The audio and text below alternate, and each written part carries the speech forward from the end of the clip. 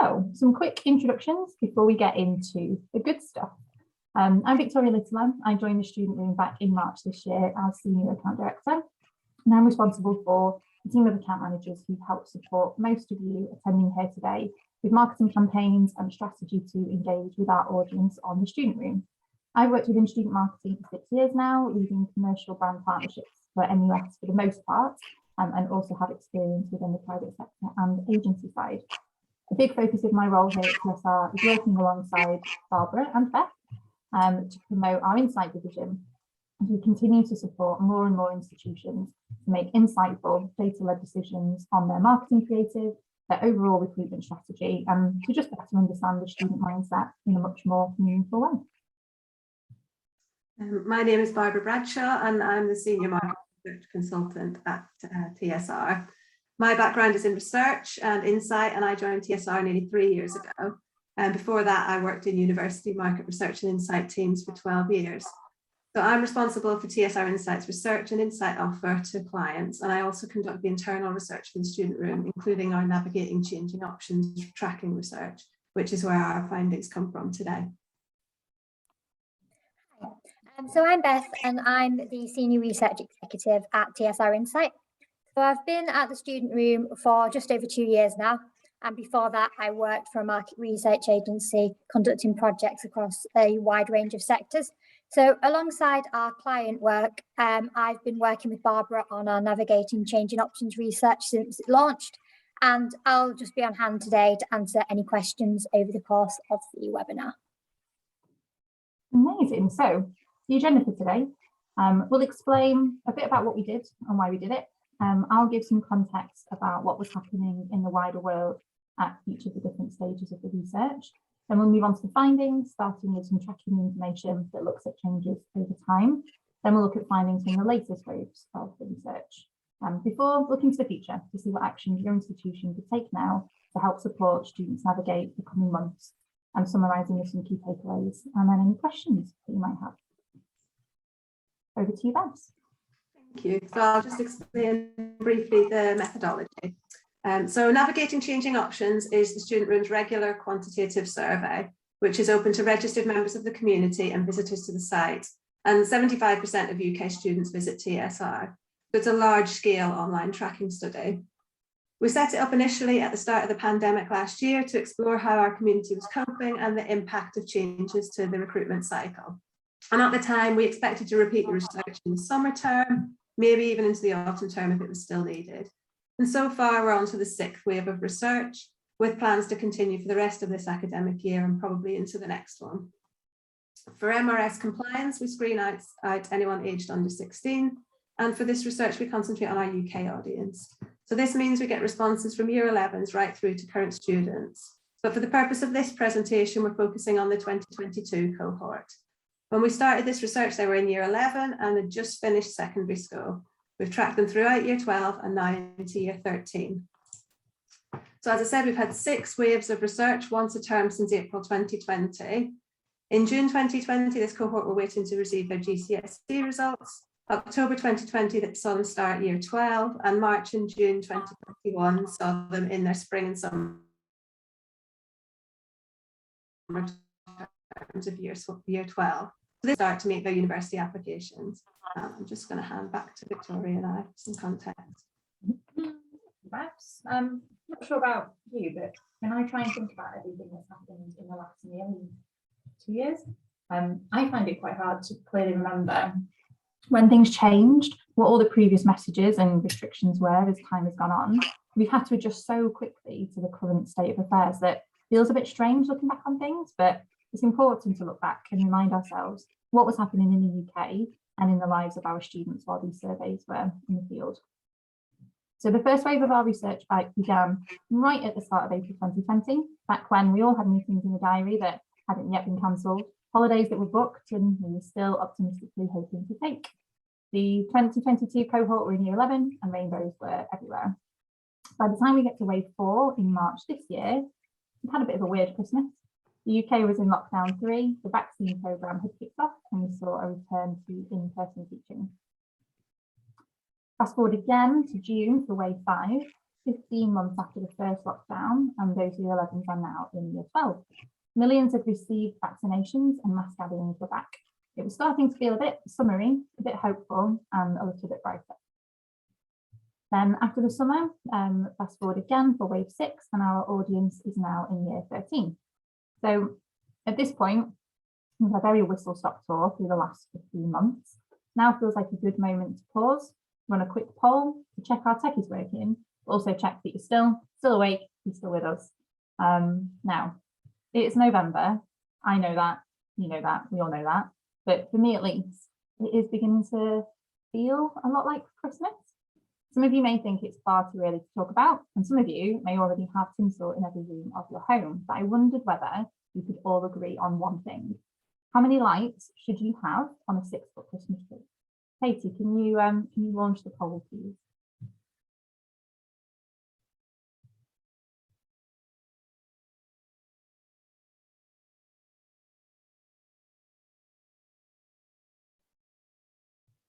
Have we had some votes come in? Yeah, we're getting some votes in. We're getting some votes in. Okay. Controversial one. We're starting off with something very controversial this morning.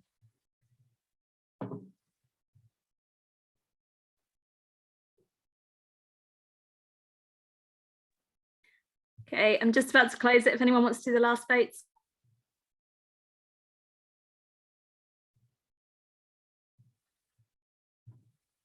Okay, and the results are in. Interesting. So for a 6-foot Christmas tree, most of you think 500 lights is the most appropriate number. According to Google, you should have 100 lights per foot of a Christmas tree.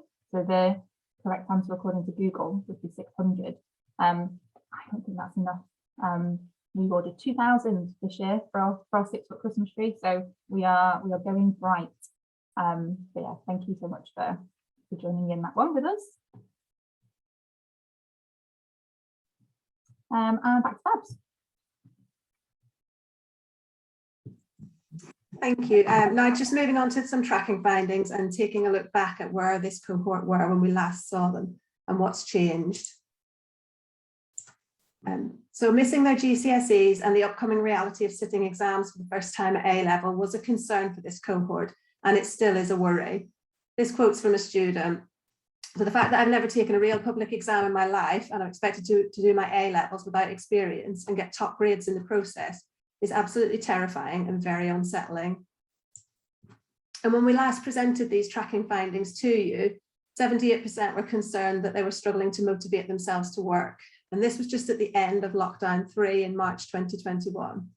Positively, by October 2021, the proportion who were worried about this had declined to 66%, although of course 66% is still a sizable proportion of respondents concerned about motivation. And concerns about catching up from lost teaching time were understandably very high in March 2021, as most had been learning remotely since Christmas.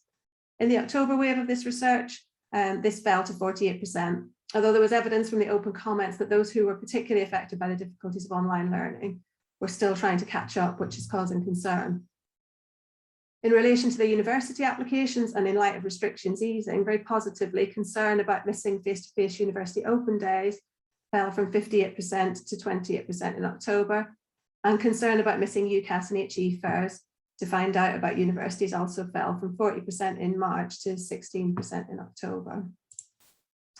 So some of the biggest concerns now are perhaps in line with what we may have expected to see in a normal year. So getting the grades I need, sitting exams and assessments, getting into my chosen university and getting onto my chosen course. But there's still concern that we're not out of the woods. So 57% were concerned about the uncertainty around grading, 46% were worried about future lockdowns, and 41% were concerned about losing further teaching time. But also there were more than 1 in 5 who were concerned that they didn't have the resources to learn effectively from home if they needed to. And just a couple of student quotes here to illustrate that point. So currently I do not have a device to use at home and have to use my phone in order to study, which makes life quite hard. I spend a lot of time after school using the school computers, but then find myself coming home quite late and not having much time to revise. And another quote, I had to work in my room because my mum was working downstairs and my brother was working in his room, which had the desk. I did not have a desk in my room, so I had to use my bed. And of course, working in your bed never ends well. And in the May 2021 wave of research, we looked in detail at online learning and access to devices. And the majority, 85%, had access to a laptop or desktop for their online learning.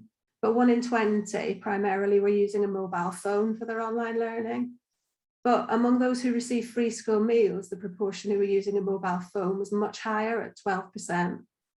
We also saw that 80% of this cohort had access to their own device, but 14% had to share it with someone else working or studying from home, either an older or younger parent, an older or younger sibling or a parent. But for those receiving free school meals, just 62% had access to their own device and 28% had to share with another family member.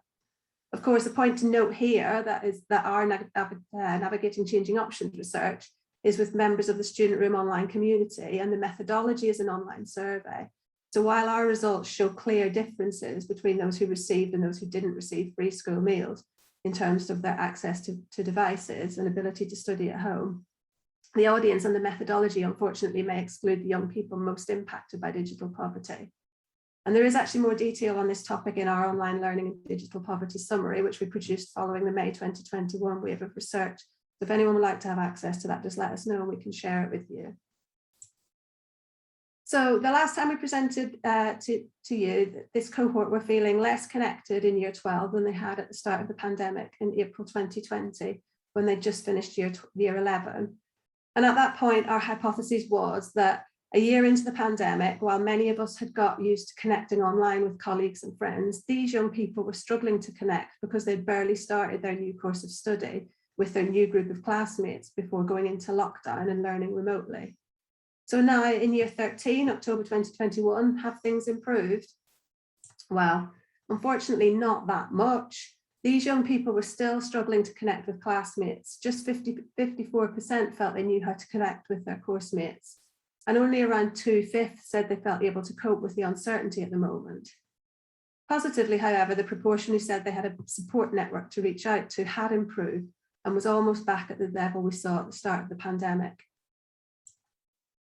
Again, last time we saw that their mental health had been declining steadily at each wave of the research. 61% described their pre-COVID mental health as good or very good usually. And by wave 4, just 1 in 5 described their mental health as good or very good. Positively, in May 2021, we saw an improvement, and this had remained largely consistent in October 2021. So things are beginning to look up, but we're not back to normal. And worth noting that even with this upturn, it's still just 26% of these young people who would describe their mental health as good or very good. And we need to think about the impact of this on their applications.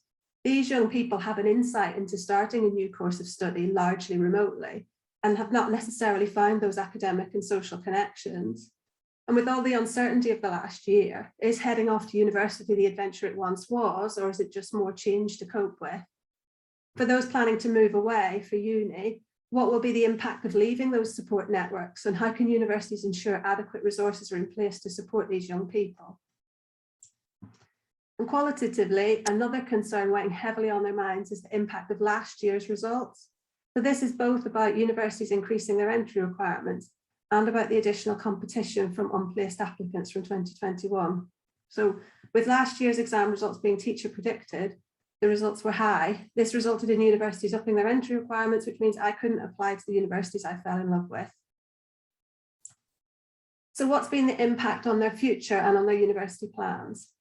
These next slides concentrate on the latest wave of research, which was October 2021, autumn term of year 13, and I focused on some of the questions that our university clients have been asking us. So almost all respondents, 95%, had reservations about applying to university. Respondents were most likely to say they had reservations about the cost of living, and unsurprisingly, this was more of a concern to those planning to move away for university than those who were planning to stay at home. Respondents also had reservations about being able to keep up with the workload and about their future employability. Perhaps unsurprisingly, those who were planning to move away were more likely to have reservations about getting the whole university experience compared to those staying at home. And they were also more likely to be concerned about the uncertainty around online learning. Positively, however, if you look at the bottom of the chart, not getting value for money and the degree not being valued were lower down on the list of things that respondents had reservations about. So has COVID-19 impacted choice of subject for 2022 applicants? For the majority, 82% said no, there wasn't an impact on their subject choice. Amongst those who did change their plans, the reasons included having more time to reflect on their choices and explore more options over lockdown, the impact of home learning. For some, this was because their grades had suffered, but others said that having an insight into independent study made them realise which subjects that they would prioritise. Others mentioned wanting future job security was another aspect, and the selected courses that they felt would bring that. And something we saw in small numbers, but maybe one to watch, was a move away from STEM courses for a combination of reasons, including some of those I've just mentioned. So having more time to reflect on their choices, not getting the grades they needed for STEM, or difficulty accessing work experience or practical work for STEM courses. And I've just added some quotes here. I'll just let you have a quick read while I get a drink.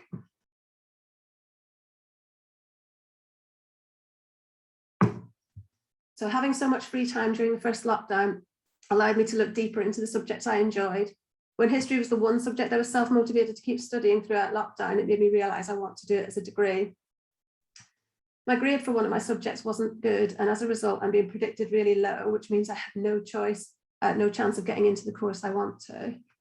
And another, I've seen how the recession affects employment, and I've changed my ambitions to match my want to be continuously employed. So has COVID-19 impacted choice of university for 2022 applicants? More so than subject choice, but perhaps not as much as we may have been concerned about. 69% of this audience said no. For 1 in 5, it had impacted their choice, and 11% were still unsure. The reasons for changing their university choice due to COVID included, first and foremost, the university's response to COVID. So how current students have been treated over the last academic year during lockdowns and with regards to their accommodation. Online learning, so several mentioned deselecting universities who had already stated that learning next year would be online. And several mentioned selecting universities that they could visit and deselecting those who they couldn't. There was also a theme that these students wanted to stay closer to home. For some, this was about choosing a local university. For others, it was about being close enough to get home if they needed to in the case of future lockdowns. And there was also a small number of comments about wanting to stay in England to study rather than moving to Scotland or Wales due to different restrictions in the different countries. Again, just some student quotes, and I'll just read a couple. So when I saw the way certain universities treated students during lockdown and closure, I was put off some universities I'd previously wanted to apply for. I'm more likely to stay at home rather than move away, in fear that COVID or another virus will impact learning again. And as researchers, sometimes the comments we read from students about COVID are really heartbreaking, but I just wanted to share this really wholesome message. I wouldn't feel comfortable moving away to a further university anymore, as I've grown so attached to where I live, the people I live with and my friends. COVID and lockdowns have brought me and the people I love closer together. So now moving on to open days. So in the October 2021 research, 75% of this 2022 entry cohort had already attended a virtual or an on-campus open event, and only 25% hadn't attended either. Almost 2/3 had already attended a virtual open day, and 37% had attended an on-campus event. A quarter had actually attended both types of event. And the response to these events was very positive. So 78% of those who attended virtual events had found them useful, 98% of those who attended on-campus events had found them useful. And actually, among the year 12 cohorts of the 2023 entry students that also took part in this research, 31% had already attended a virtual open day, and 12% had attended an on-campus open day at that really early stage in their decision making. So we asked the 2022 entry audience what words they would use to describe the events they attended. Words were selected from a list that we provided. This is about the virtual open days. So at the top of the chart, there are more positive words. At the bottom of the chart, there are the more negative words. The most frequently mentioned words to describe virtual open days were interesting and straightforward. And positively, the top 5 words used to describe virtual events were positive. One watch out there, 30% described virtual open days that they attended as boring. And now using the same set of words to describe in-person on-campus open days amongst those who had attended. Lots of positivity when describing in-person open days. Interesting, encouraging, organised, efficient and straightforward. Just 3% describing them as boring. And if we plot them both on the same chart, we can really see the difference in the strength of positive sentiment towards those on-campus open days. Interestingly though, similar results for words to describe the logistics of the event. So in particular, straightforward with around 40% selecting it for both. Complicated and stressful, also quite similar proportions. So on-campus open days are much more positively received. I'm just going to hand over to Vic for a poll. Thanks, Beth. So we've looked at what students think about virtual open days, but we are curious to know, what do you think? Do you see virtual open days being a permanent, long-term part of your marketing and engagement strategy, or are you dying to put them in the bin? Katie, can you launch the poll, please?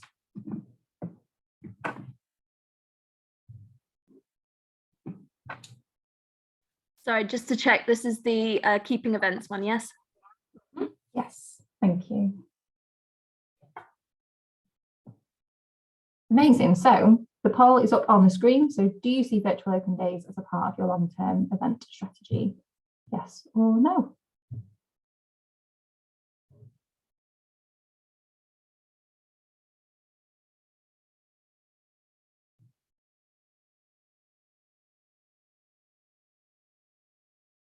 Okay, I think we've had enough time to vote. Can we close the poll? Can we see some results? Yeah, just getting one or two more. So I'm going to close now.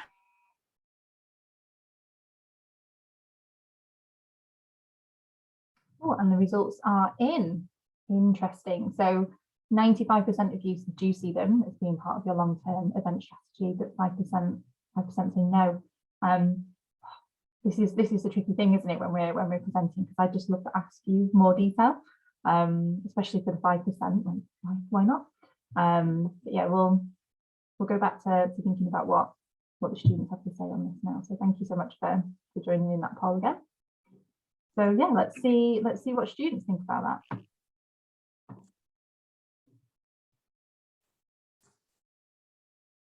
that. Yeah, so that's great. Actually, they are still planning to attend more virtual open days in the future, even this 2022 entry audience.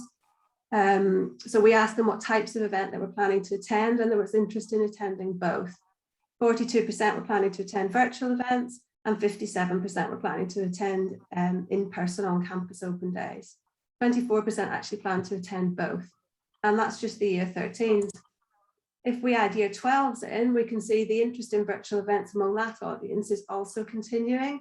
So 56% of the year 12 respondents plan to visit a virtual open day in the future. They do, of course, also want to attend on-campus events too, and in greater numbers, but interest in virtual events is still there. So how many events will they attend? So we asked the year 13 audience how many virtual or face-to-face events in total they either had attended or expected to attend. And virtual events appeared to be more frequently attended than face-to-face ones. If we look at the proportions attending face-to-face events in blue, 28% didn't plan to attend any, 44% of respondents planned to attend a total of 1 or 2 in-person open days, and just 15% had attended or were planning to attend 4 or more in-person events. In comparison, looking at the purple bars, which represent the virtual events, 37% were planning to attend or had attended 4 or more virtual events. And perhaps this is unsurprising with restrictions on face-to-face events earlier in the decision-making cycle. But among the year 12 audience, so the 2023 cohort, 50% plan to visit 4 or more virtual open days, and actually 10% plan to visit or expected to visit 10 or more virtual events. So interest in virtual events was actually very similar from that audience to their interest in face-to-face events. Virtual open days seem to still be a popular choice. So what do 2022 entry respondents want to get from the virtual open days that they're attending? So course information first and foremost. 84% wanted specific course information from a virtual open day. They wanted to also be able to hear about student life, be able to ask questions, and have taster sessions to understand what the teaching is like. And they want flexibility. So they want to watch whenever they choose and to dip in and out of lots of different sessions. So again, some student quotes. Qualitatively, we asked the most important thing that they wanted from virtual open days, and it was mainly about the course. What would be covered, how it would be taught, particularly in light of COVID, what is special about that course, but also application advice, personal statement advice, and what makes the course in university stand out. So I want an insight into what the university is about and what I can understand about my chosen course while online. I want things beyond just the information on their website to hear from students in specific departments. So now looking at in-person on-campus open events, the picture is probably not surprising. They want to get a feel for the city and the campus. They want to see the accommodation, meet current students and academics and ask questions. Specific course information is of course also important, but it's the intangible aspects that are really key to in-person events. And in their own words, again, when we asked them what the most important thing they wanted to find out at an on-campus open day, it's all about the vibes. So atmosphere, vibe, sense of place. Can I picture myself there? They want to see the facilities and accommodation. They want to speak to students and lecturers to hear about the course and the experience firsthand. So can I see myself having a good time here? I want to see the kind of welcome I might get if I went to that specific university, whether the campus feels like home. And respondents had similar but subtly different needs and expectations from virtual and on-campus open days. So as I said, gathering specific course information was the key priority for virtual open days. And while this was still important, it was less likely to be selected for face-to-face on-campus open days, where participants were more likely to want to get a feel for the city or campus or view the accommodation. Meeting current students and academics was also more important. Sorry, Beth, just 1 second. Vic, could you mute your mic, please, because it's causing interference? Thanks. Meeting current students and academics was also more important for on-campus open days compared to online events, and also was understanding where everything is. Respondents were more likely to want flexibility from virtual events, with higher proportions interested in watching them when they choose and to dip in and out of lots of different sessions. Taster lectures were wanted at both events. I'm just going to hand back to Vic. Thanks, Babs. I will unmute myself now. So we've seen how students do want different things from a virtual open day to an on-campus one. But what differences do you see in terms of conversion? We would really love to know. Katie, can you launch our third poll, please?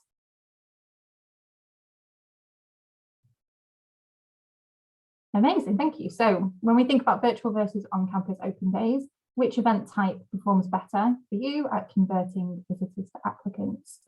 Do you see that virtual open days have a better conversion rate? Do physical open days have a better conversion rate? Is it about the same? You just not know, and you don't know because you only did one or the other. And hopefully we've got some votes coming in.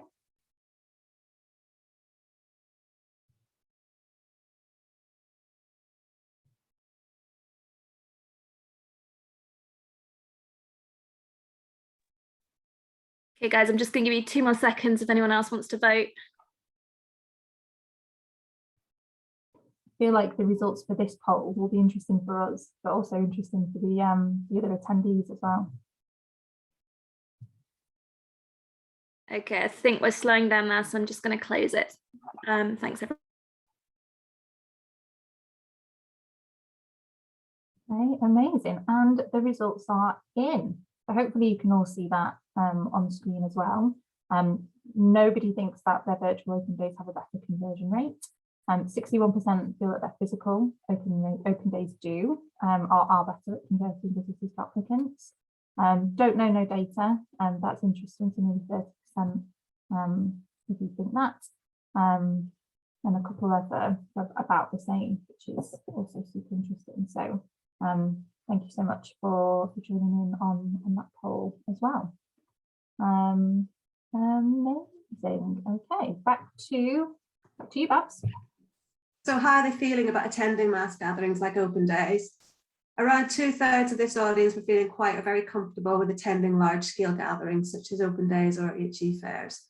However, almost 1 in 5, 18%, were still not comfortable, and this increased to 28% of stay-at-home students, whereas those planning to move away for university were more likely to say they feel very comfortable. So 29% of move-away students were very comfortable compared to just 11% of stay-at-home students.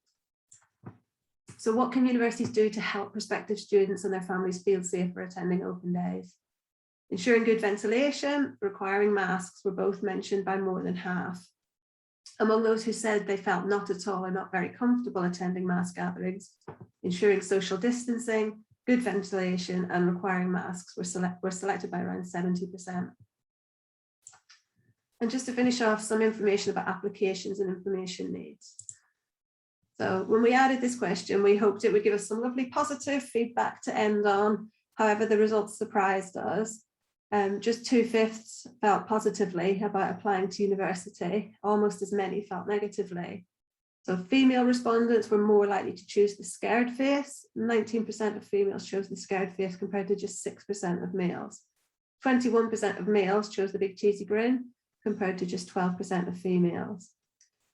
Looking at first in family respondents, so those whose parents hadn't gone to university, 23% of first generation respondents selected the scared face compared to 14% whose parents had been to university.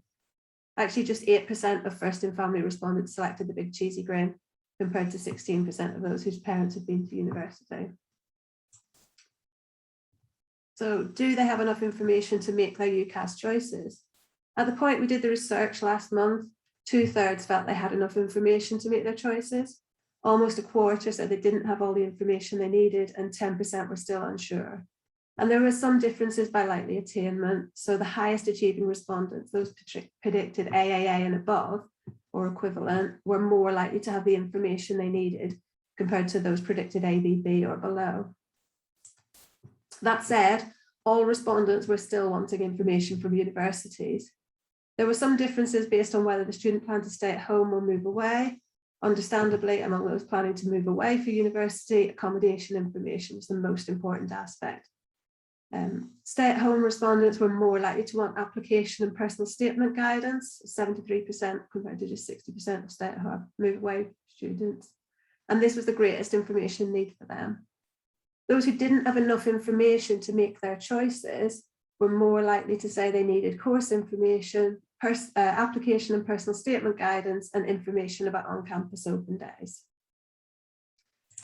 And just as a final note, something we're often asked by universities, do they still want to access university prospectuses and how do they want to access them? Well, yes, 95% do still want to access university prospectuses. 41% wanted paper printed versions and 55% preferred to access them online. And that's all from me, so I'll hand back to Victoria. Thanks very much, Babs.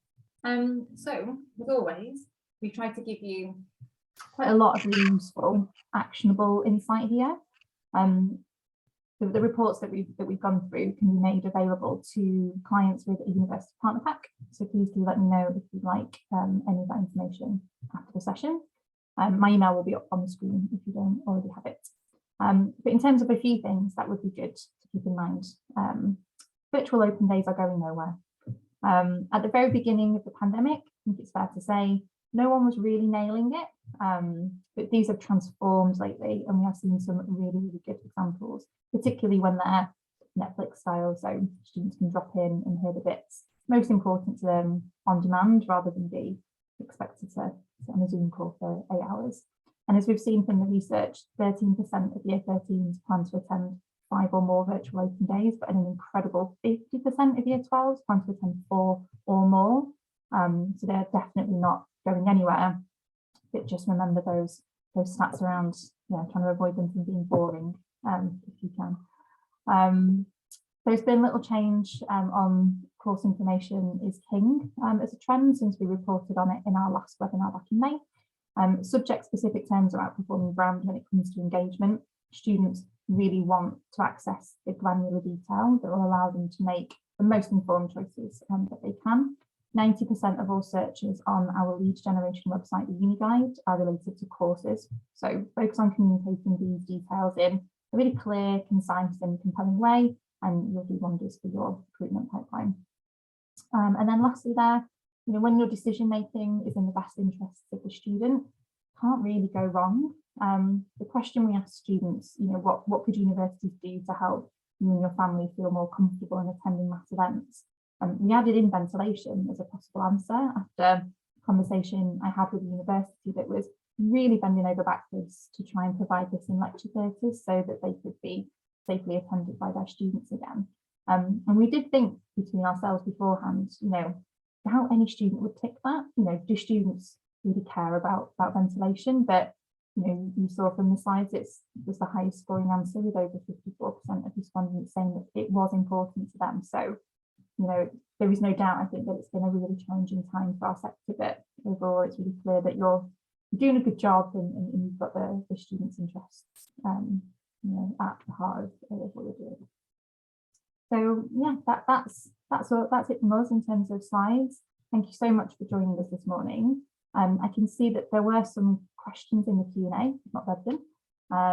Beth has been keeping an eye on that section for us.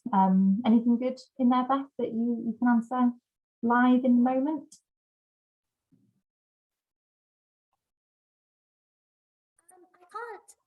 So there was a question, just to clarify, that this survey was with UK audiences rather than UK and international.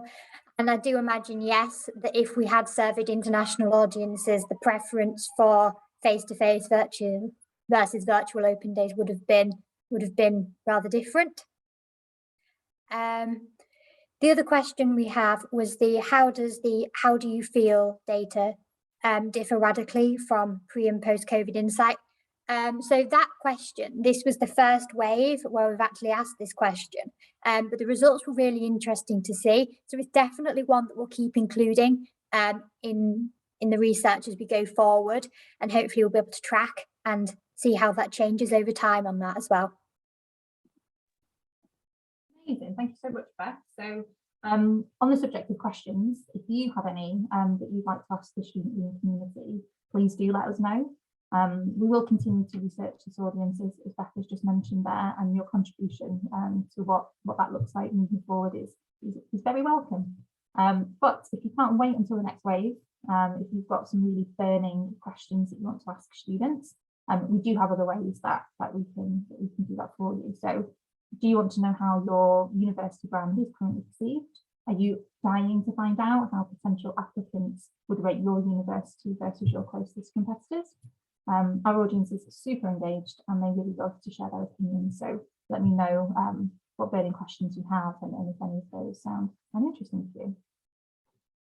So that's it. Thank you so much again to all of you for joining us. Really hope you found it useful, and please do join us again for our next webinar. See you soon.